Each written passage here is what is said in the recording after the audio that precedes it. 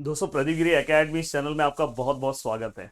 आज हम स्टार्ट करने जा रहे हैं दोस्तों non linear programming problem. Already मैंने ये वाला पार्ट पूरा का पूरा पढ़ा दिया था, बस इसमें ये वाला जो पार्ट था, ये वाला जो कंडीशन था जिसे मैं केटी कंडीशन बोल रहा हूँ, इसके ऊपर का जो वीडियो था वो बाकी था, पर सभी लोगों की मांग थी तो फाइनली ये वीडियो भी मैं लेकर आ गया हूँ।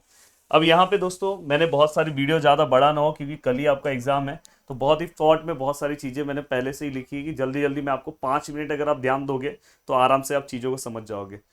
अब दोस्तों यहाँ पे देखो हमें क्या करना है, केटी कंडीशन का यूज करके फॉलोइंग एनएलपीपी को सॉल्व करना है। समथिंग यहाँ पे हमें इक्वेशन दिया है और ये सब्जेक्टेड टू यहाँ पे इक्वेशन है।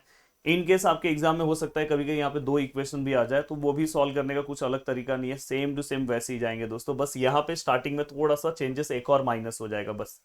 अब दोस्तों यहाँ पे देखो हमने क्या किया, सबसे पहले जो हमारा जेड वाला पार्ट है उसको हमने F of X one X two ले लिया, और बाद में हमारा जो इक्वेशन वाला पार्ट है उसको हमने H of X one X two ले लिया। बस आपको क्या करना है, फाइव यहाँ पे लेना -5। पहला स्टेप तो सभी को समझा।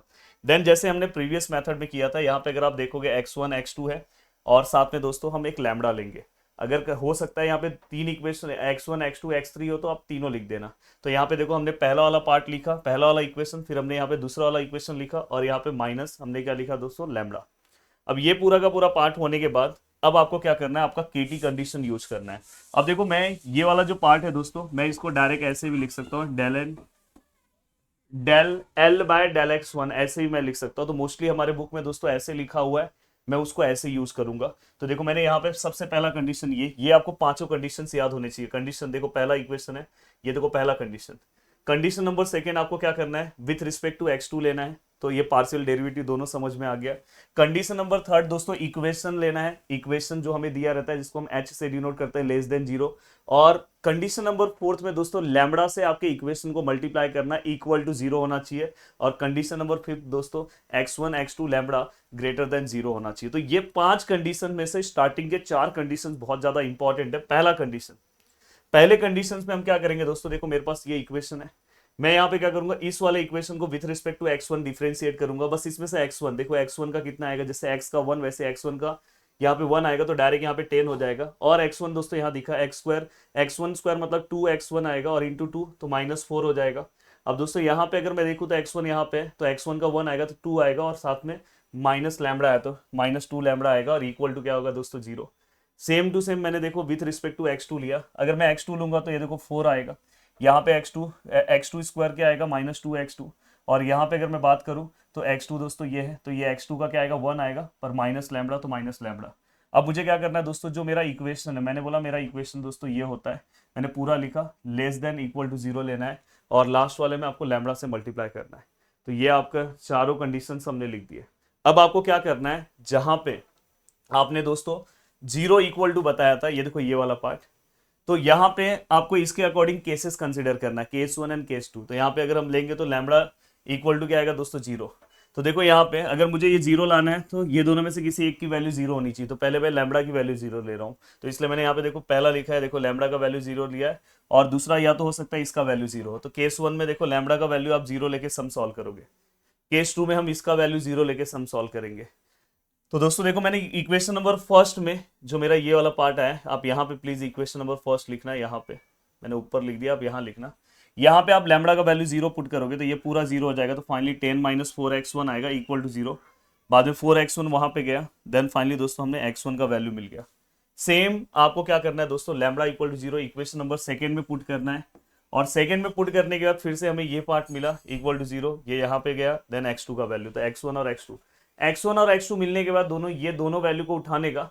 और दोस्तों यहाँ पे इक्वेशन नंबर फोर्थ है जो यहाँ पे देखो, ये इक्वेशन नंबर फोर्थ वाला जो, सॉरी इक्वेशन नंबर जो थर्ड है दोस्तों, इसके अंदर पुट करना है। देखो मैंने लिखा है put x1 and x2 in equation number third. अब देखो यहाँ पे x1 एंड x2 मैंने पुट किया, पुट करने के बाद मेरे को आंसर क्या मिला दोस्तों, 2।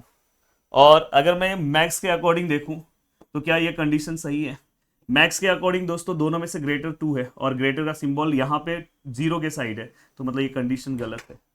तो दोस्तों इसलिए यहाँ पे क्या लिखा है, कंडीशन डू नॉट सेटिस्फाई। अब मैं क्या करूंगा दोस्तों, मेरे पास दूसरा केस टू है, केस टू में लेके जा रहा हूँ। केस टू देखो इक्वल टू जीरो लिया, ये वाला आपको कहां से इक्वेशन लेकर आना है दोस्तों, जो आपने पहला इक्वेशन यहाँ पे फ्रेम किया था। देखो इसमें x1 है, यस, x2 नहीं है इसलिए मैंने x2 को जीरो रख दिया, और फिर लैम्बडा लिखूंगा और 10 को उधर फेंक दूंगा। तो देखो मैंने x1 यहाँ पे लिखा, x2 यहाँ नहीं था तो 0 लिखा, और फिर मैंने लैम्बडा लिखा ये। और यहाँ पे भी दोस्तों आपको क्या करना है पता है, ये जो फाइ है, देखो ये वाले इक्वेशन को मैं ऐसे लिख रहा हूँ, 2x1 plus x2 plus 0 lambda equal to 5। तो ये आपका इक्वेशन 1, इक्वेशन 2, इक्वेशन 3। ये वाला इक्वेशन दोस्तों आपको किससे आया, इक्वेशन नंबर सेकंड से आया। अब इक्वेशन नंबर सेकंड से आया है दोस्तों, तो अब आपको क्या करना है, ये तीनों को आप अपने कैल्सी में रखो, और कैल्सी में रख के आपको, कैल्सी में आप कहाँ पे जाओगे, मॉड में जाओ, फाइ में जाओ, और दोस्तों फिर इसके बाद आप डायरेक्ट मॉड में, फाइ में, और डायरेक्ट आप 2 पे जाओ। तो यहाँ पे अगर देखो x1 के आगे क्या है दोस्तों, 2 है, x2 के आगे क्या है दोस्तों, 1 है, लैम्बडा के आगे क्या है दोस्तों, 0 है, लास्ट में क्या है दोस्तों, 5। फिर क्या है दोस्तों, -4 है, नीचे वाले इक्वेशन में 0 है, -2 है, -10 है, फिर क्या है दोस्तों, 0 है, -2 है, -1 है, और दोस्तों -4 है। तो इस तरह से अगर मैं सॉल्व करूं तो मेरा दोस्तों x1 का वैल्यू देखो कैल्सी में 11/6 आया, 4/3 आया, और दोस्तों लैम्बडा का वैल्यू भी कितना है दोस्तों, 4/3। तो दोस्तों अब मुझे क्या करना है, ये पूरा का पूरा जो मेरा x1 और x2 का वैल्यू है, अब यहाँ पे अगर जो हमें वैल्यूज मिला है वो आपको फिर से चेक करना है, फिर से इक्वेशन नंबर 3 में पुट करना है, यहाँ पे चेक करना है। तो देखो मेरा x1 का जो भी वैल्यूज आया, देखो 2 इंटू x1 का वैल्यू शायद मेरा 11/6 आया, और प्लस x2 का वैल्यू कितना है दोस्तों, 4/3 आया, 4/3। और अगर मैं इसको सॉल्व करूँ, और -5 मैं इसके सॉल्व कर रहा हूँ, तो दोस्तों यहाँ पे आंसर कितना आ रहा है, 0। अब दोस्तों मुझे बताओ, यहाँ पे 0 है और यहाँ पे भी 0 है, बीच ये देखो इक्वल का भी साइन है, इक्वल का भी साइन है, यस 0 0 का इक्वल है, मतलब एक कंडीशन सेटिस्फाई कर रहा है। कंडीशन सेटिस्फाई कर रहा है मतलब ये वैल्यूज चलेगा, मतलब ये वैल्यूज जो भी मेरे पास x1 x2 का वैल्यूज है, वो अगर मैं मेरे मेन इक्वेशन के वैल्यूज में पुट कर दूं तो मुझे जेड मैक्स का आंसर मिल जाएगा, क्योंकि मैक्सिमाइज है ना, मेन इक्वेशन में आप पुट कर दो और आपको जेड मैक्स का आंसर मिल जाएगा। तो जो x1 है x1 की जगह रखो, x2 का x2 की जगह पे रखो। तो फाइनली दोस्तों आपका जो फाइनल आंसर आपको मिलेगा, पुट करके देख लेना, 91/6 मिलेगा। अब इस तरह का कोई भी क्वेश्चन सॉल्व करो, आपको सम सॉल्व करने आएगा। बस मैं आपको ये बोलूंगा, लैग्रेंजेस का भी 2 इक्वेशन का और इसका भी 2 इक्वेशन का, बस एक सम देख लो, सॉल्व भी मत करो, बस एक बार देख लो, आपको सभी चीजें सेम रहेगा, बस वहां पे कुछ नहीं, बस वहां पे एक कंडीशन बढ़ जाएगा। जैसे यहाँ पे देखो ना, ये पहला है डेल x/x2 है, तो यहाँ पे एक और बढ़ जाएगा x3 है, वो बस ध्यान रखना, बाकी कुछ नहीं है। वीडियो देखने के लिए दिल से thanks, thank you so much दोस्तों, मिलते हैं नेक्स्ट लेक्चर में, बाय बाय, टेक केयर, जय हिंद दोस्तों। और मैंने पूरा का पूरा पार्ट फाइनली कंप्लीट करा दिया, एक थैंक्स तो बनना चाहिए आपका, 100% मैंने सिलेबस कंप्लीट करा दिया। अब जो भी जितना भी मैंने बताया बस वो करके चले जाओ, और अगर एक आध टॉपिक आपको जो भी है तो उसके एक आध सम देख लो, आपका काम हो जाएगा।